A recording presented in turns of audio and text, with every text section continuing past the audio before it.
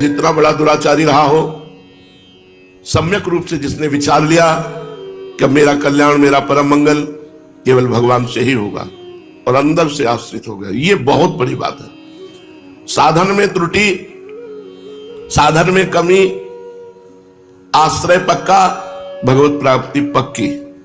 आश्रय में कमी, आश्रय में त्रुटि, साधन बहुत बढ़िया, जन्म जन्म लगेंगे।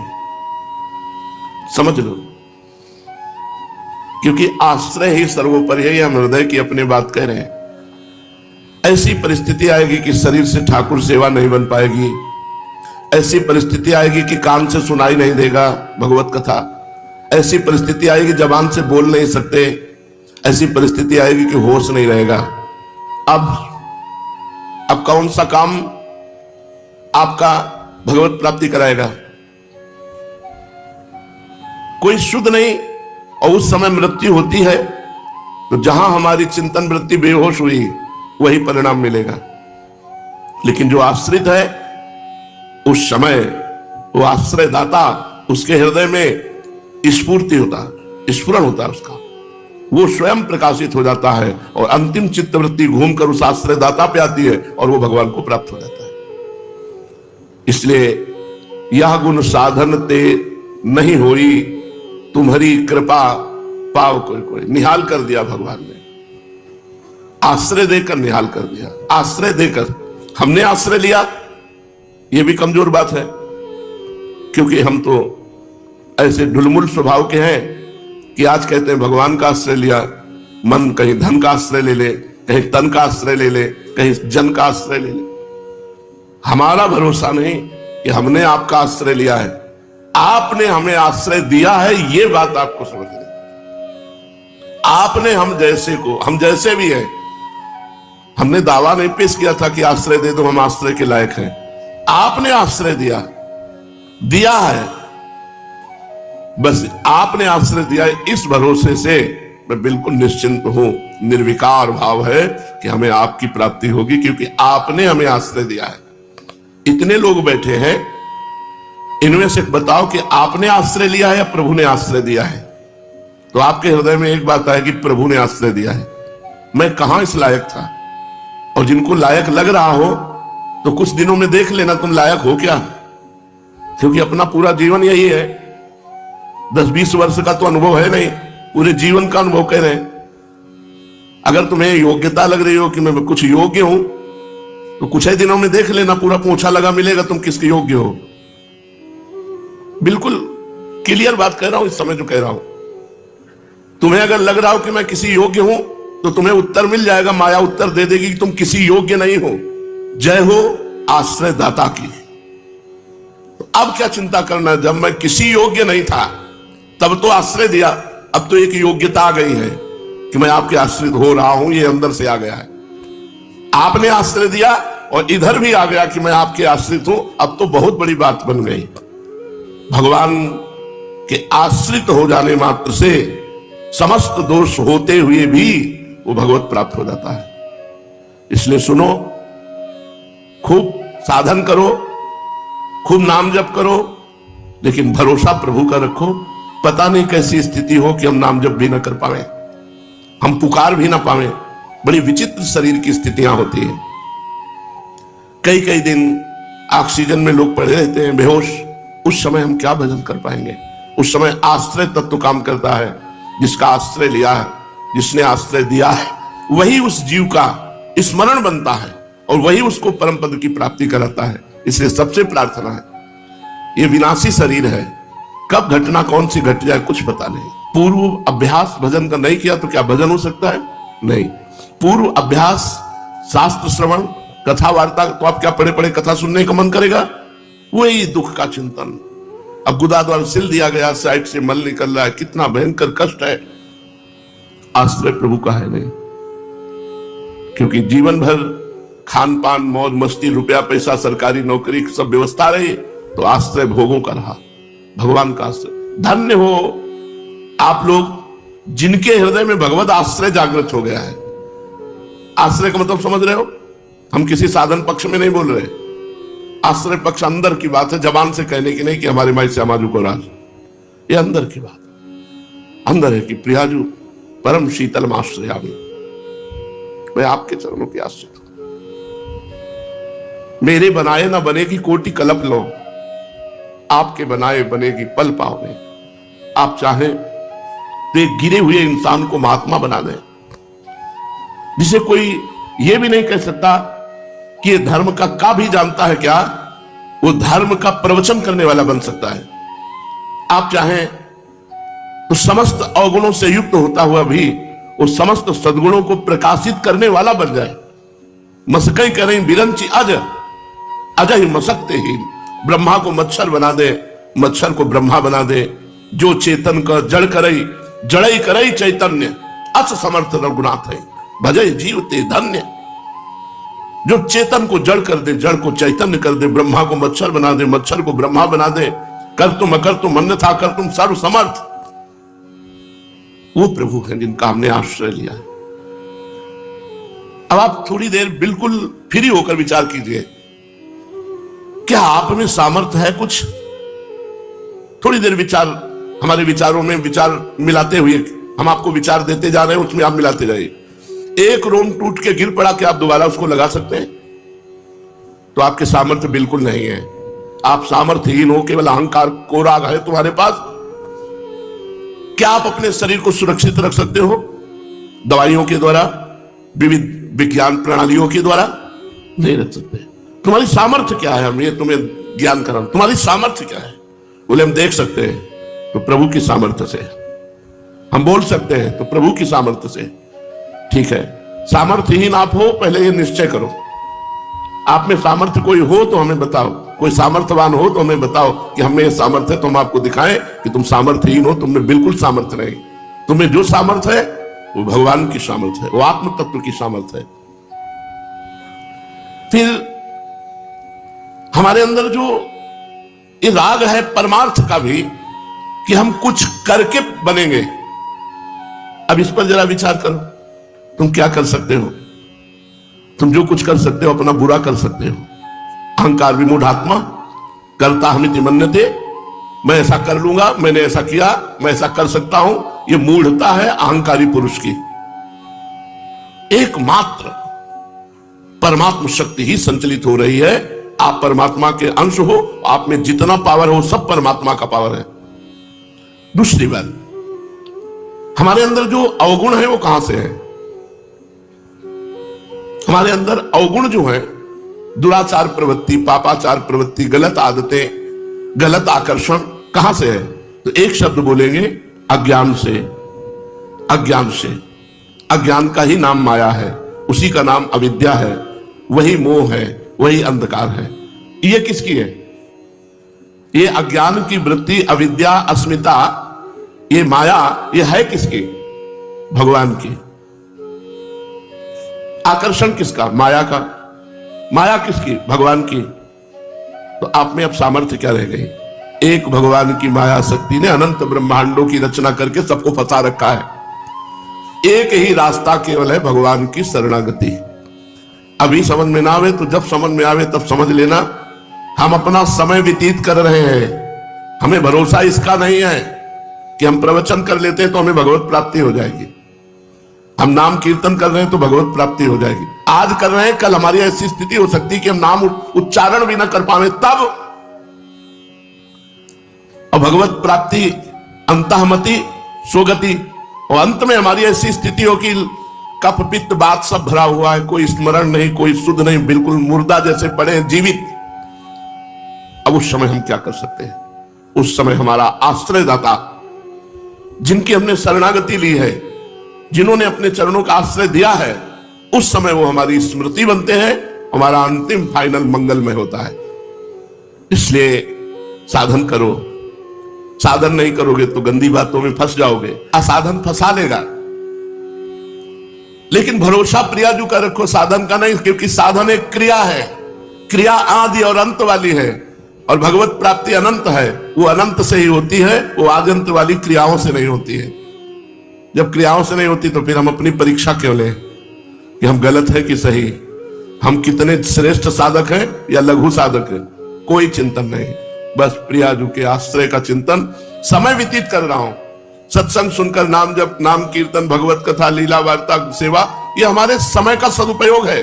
लेकिन मेरा फाइनल इससे नहीं है, फाइनल प्रियाजू की कृपा से है।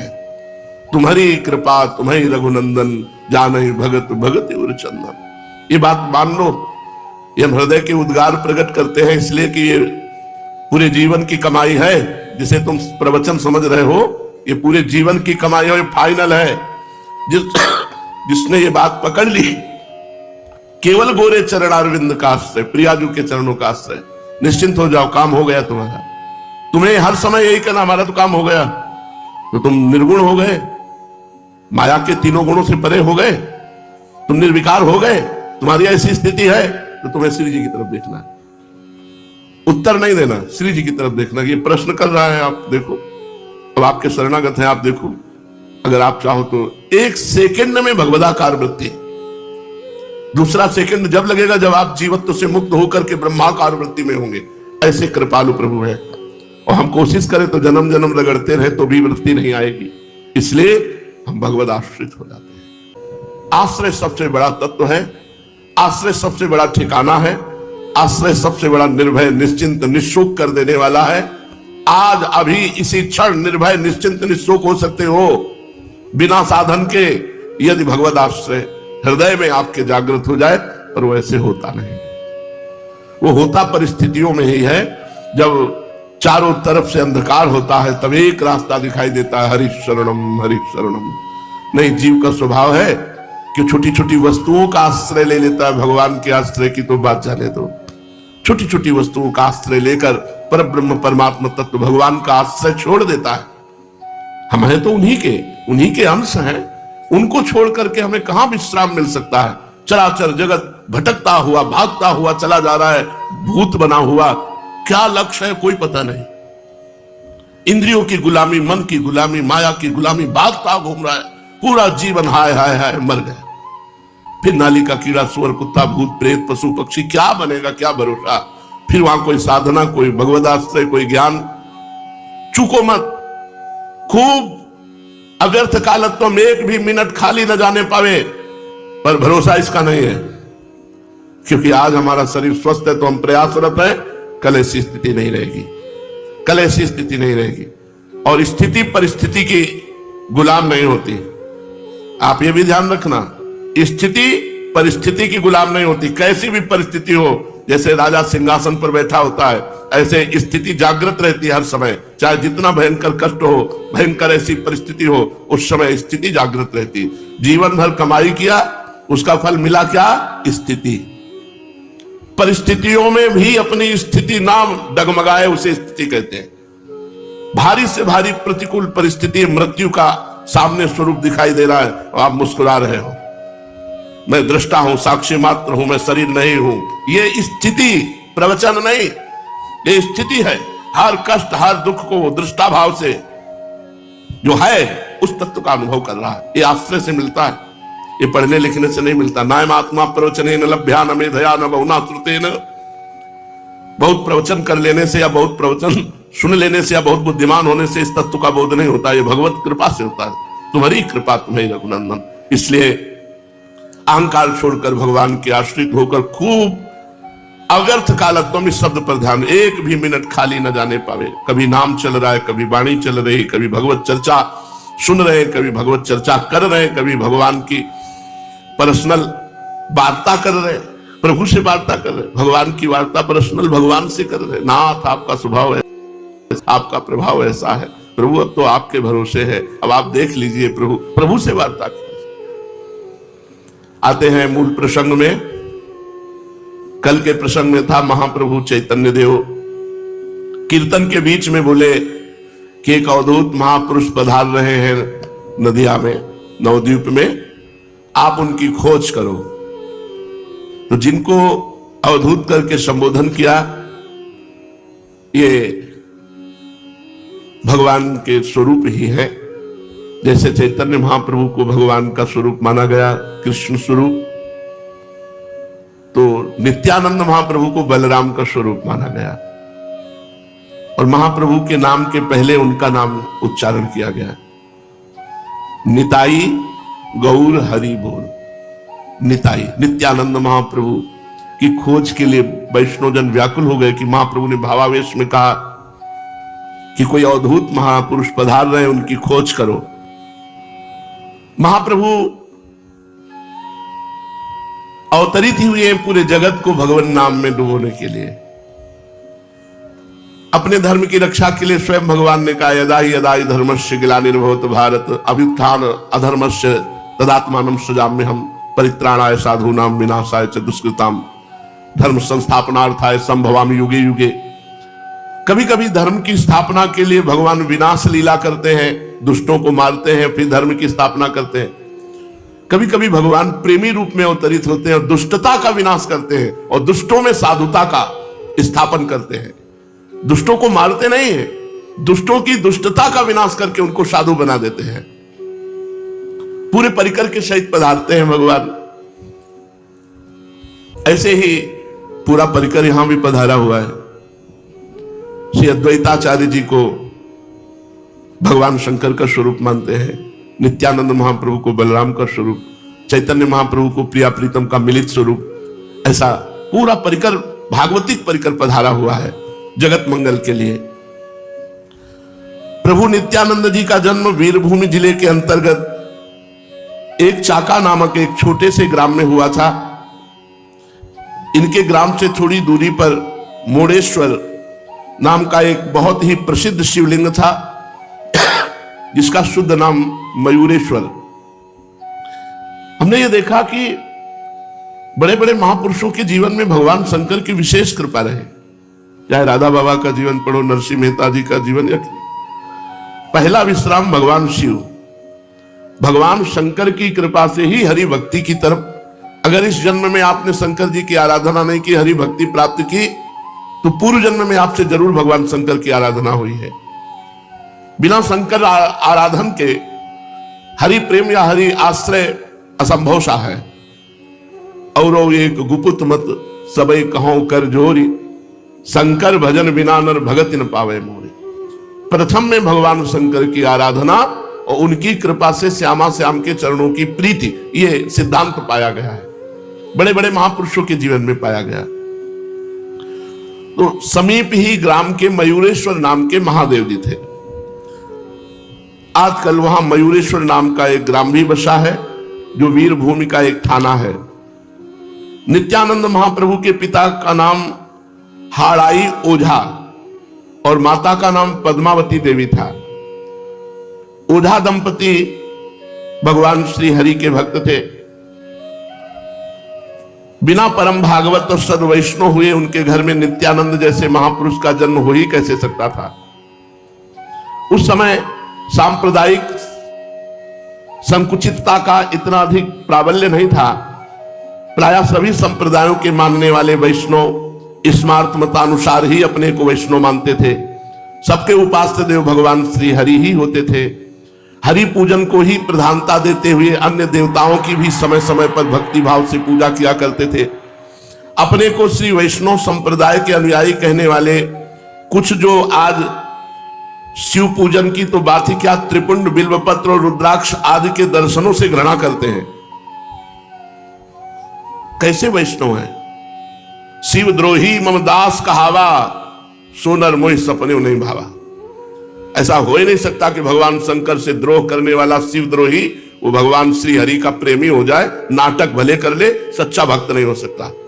सच्चा भक्त भगवान शिव से कभी द्रोह, शिव से, अरे वो किसी जीव से द्रोह नहीं कर सकता। उमा दे रामचरण रथ विगत काम मद को, निज प्रभु में देखें जगत के ऐसन करे विरोध। कुछ लोग ऐसे हैं जो शिव पूजन की तो बात क्या, त्रिपुंड बिल्वपत्र और रुद्राक्ष आदि से भी घृणा करते हैं। पूर्व काल में उनके भी संप्रदाय में कई शिव उपासक आचार्यों का वृत्तांत मिलता है। नित्यानंद महाप्रभु के पिता हाड़ाई पंडित वैष्णव होते हुए भी नित्य प्रति मोड़ेश्वर मयूरेश्वर भगवान शंकर जी की जाकर जल चढ़ाना, रुद्राभिषेक करना, उनकी आराधना करना। पक्की बात है, बिना शिव पूजा के ना ऐसा पुत्र प्रकट होगा, ना ऐसा भाव प्रकट होगा कि वो भगवान श्री हरि का प्रेमी पुत्र हो या भगवान श्री हरि के प्रति प्रेम भाव जागृत हो जाए। वो नित्य प्रति मयूरेश्वर में जाकर बड़े भक्ति भाव से शिव जी की पूजा किया करते थे। शिवलिंग की पूजा से समस्त ब्रह्मांडों के देवताओं की पूजा हो जाती है। हड़ाई पंडित के वंश में सदा से पुरोहित वृत्ति होती चली आई थी, इसलिए वे थोड़ी बहुत उपरोहिती भी कर लेते थे।